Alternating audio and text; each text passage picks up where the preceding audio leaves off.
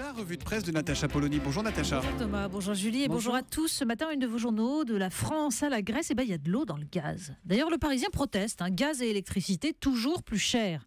L'humanité proteste aussi, mais contre la politique gouvernementale. Macron fait la loi du marché à coup de 49.3. Libération, d'ailleurs, nous montre un Manuel Valls aux yeux hypnotiseurs. 49.3, ayez confiance.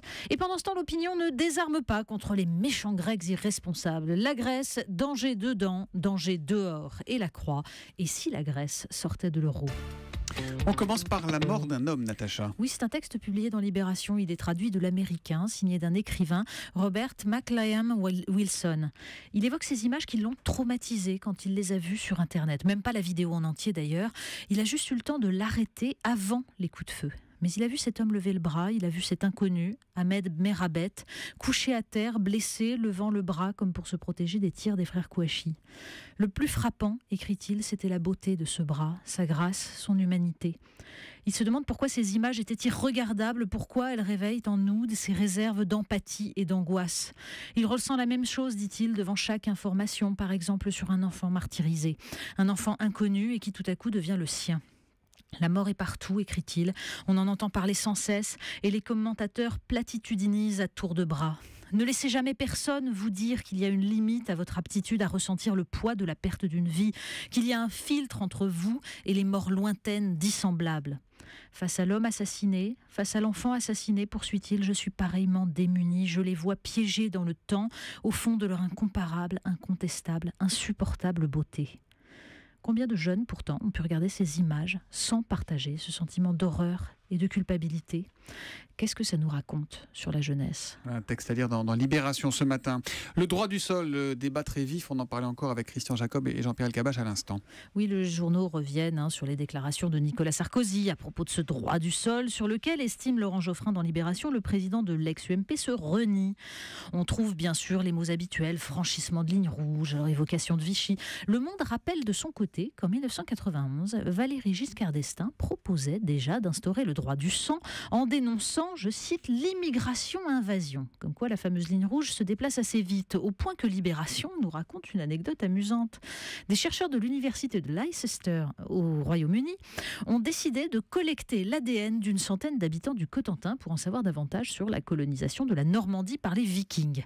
La CNIL a donné son accord, mais pas le MRAP, qui craint une distinction entre vrais Normands et faux Normands. Oui, la ligne rouge remonte le temps, en fait. Les chiffres du jour, 49 et 3. Oui, la quasi-totalité des éditorialistes revient sur le 49.3 épisode 2. Alors, il y a ceux qui soutiennent. Si Manuel Valls veut récolter les fruits de sa politique avant 2017, écrit Jean-Michel Servan dans le Midi Libre, il doit accélérer le mouvement. Mais ce fameux 49.3, nous rappelle Patrice Chabanet dans le journal de la Haute-Marne, les pères de la Ve République l'avaient conçu comme un outil de stabilité gouvernementale. En réalité, écrit-il, il discrédite la vie politique en créant des réflexes pavloviens. L'opposition, qu'elle soit de droite ou de gauche, pousse systématiquement des cris d'orfraie. Le bénéfice est d'autant plus évident d'ailleurs qu'en matière de clivage gauche-droite, l'intervention de Robert Badinter et d'Antoine Lyon-Camp dans Le Monde sur l'allègement du Code du travail en trouble plus d'un. Dans Les Échos, Étienne Lefebvre salue cette tentative pour rendre sens et efficacité à notre mastodonte législative avec cette remarque sibylline. S'il n'apporte pas de solution clé en main pour déverrouiller le marché du travail, les auteurs pourraient permettre à tout le moins de déverrouiller le débat à gauche. Oui, au risque sans doute de brouiller un peu plus les frontières idéologiques. Allez, un papier, un stylo, un peu de calme, c'est l'heure du bac, Natacha. Ah oui, là on est dans la période où les parents s'angoissent encore plus que les enfants. Et pour saluer le retour du baccalauréat, qui suit de peu celui des hirondelles, le Figaro consacre sa une à l'orthographe, cette grande oubliée du bac. Le journal rappelle les consignes de correction. Surtout ne pas prêter attention ni à l'orthographe usuelle, bien sûr, ni même à l'orthographe grammaticale. Et en fait, le plus édifiant là-dedans, c'est l'article de Marie-Estelle Pêche sur le niveau des candidats au CAPES. Parmi les futurs enseignants français, figurez-vous, on en trouve qui, confrontés à un texte de Victor Ségalen, non seulement ne connaissent pas le poète, mais écrivent dans leur copie au choix Ségolène, Séguéla ou même Séguélala, prouvant par là leur absence totale d'attention aux mots, à la langue. Un peu plus loin, l'économiste Nicolas Bouzou réclame la mort d'un examen qu'il juge illisible et coûteux. Il plaide plutôt pour un certificat d'études en fin de CM2, expliquant que ce sont les savoirs généraux qui formeront la base des compétences du XXIe siècle et permettront aux jeunes, je cite, d'étudier avec profit la chimie organique, le génome ou l'intelligence artificielle. On en est loin quand même, hein. On conseillera donc aux jeunes gens de réviser, d'autant que le site slate.fr tord le cou à une des légendes urbaines les plus populaire chez les élèves de terminale. Vous savez, la fameuse copie qui répondait au sujet « Qu'est-ce que le risque ?» Par ces mots, le risque c'est ça, et puis l'élève s'en va et il a 20 sur 20, miracle. Bon, l'anecdote en fait se trouve dans un film de 1978 avec discours pseudo-philosophique du pion chargé de noter la copie, parce que c'était pas au bac, sur la différence entre réflexion et action. C'est très beau. Verdict des enseignants interrogés sur la question, n'essayez même pas. Ça a le mérite d'être clair.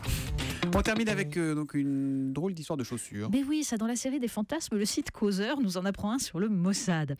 Ashgar Boukhari, antisioniste fervent et cofondateur du Conseil musulman des affaires publiques au Royaume-Uni, s'est réveillé vendredi matin en constatant qu'une de ses chaussures avait disparu au pied de son lit. Alors n'importe qui serait resté perplexe, et pas lui. Il a immédiatement posté un texte sur Facebook. Les sionistes essayent-ils de m'intimider ? Le Mossad aurait tenté, selon lui, une technique. Alors ce serait une technique assez habituelle. Le Mossad aurait tenté de le déstabiliser en pénétrant nuitamment chez lui pour dérober la dite chaussure et pour qu'il se pose des questions. L'histoire a fait le tour du monde, vous vous en doutez, avec le hashtag Showish Conspiracy. Vous apprécierez le jeu de mots. Ashgar Boukhari a reçu diverses réponses, dont celle de l'ambassadeur d'Israël en Afrique du Sud. Nous avons votre chaussure, appelez-nous. Il est drôle, Ashgar Boukhari, mais quand on relit le texte sur la mort d'Ahmed Merabet, on le trouve tout de suite beaucoup moins drôle. La revue de presse de Natacha Polony tous les matins.